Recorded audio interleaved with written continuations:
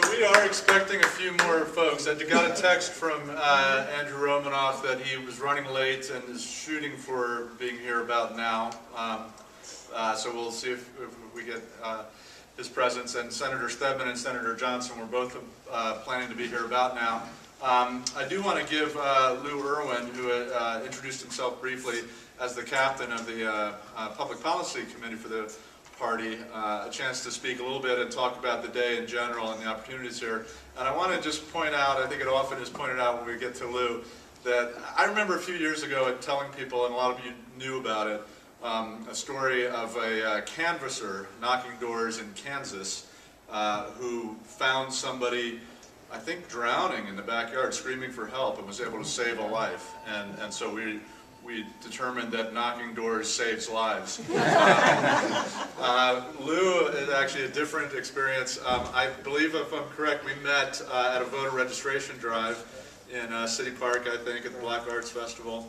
And Lou had recently moved to Denver and registered to vote at our party's registration drive and has become an invaluable resource to the party and many of our elected officials.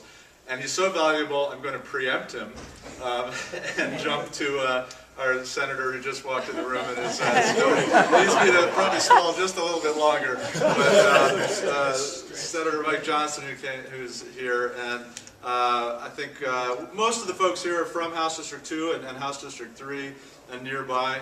But I think everybody is very familiar with Senator Johnston's work since coming to the Capitol, and he has really lit things on fire and has been a great force for all of our values and all of our efforts here at the Capitol, and certainly bringing his expertise as a past educator and leader of schools to bring some great common sense to the Senate. So let me introduce Senator Mike Johnston to speak to us. Thank you all. It's good to see so many friends this morning. Morning, how are you? So yes, I just dropped off my daughter, and so I always wait to put the tie on until after she is out of the car, because it increases the chance of it not getting dirty or food crushed in it before I get to work. Great to have, and Senator Stedman's here already. You all know Senator Stedman, so you can welcome him. Morning, everyone.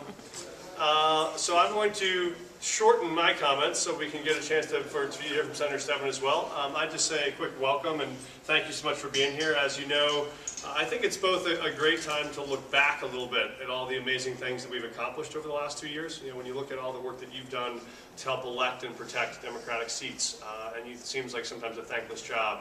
But when you look back at what's been accomplished over the last 2 years, a whole list of things that we used to think were the Holy Grail maybe seemed unattainable, that now we've won. Things like civil unions, things like common sense gun safety regulations, things like the asset bill to make sure undocumented kids had access to college.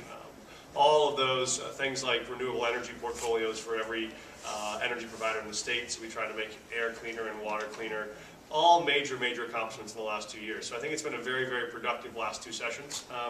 But it also means we have a lot of work ahead of us politically in the next 6 or 7 months, because we got a lot of people we have to protect and a lot of folks we have to elect to be able to preserve those wins to stay in place. I'll say just a couple of words about this session, a couple of things that I'm working on.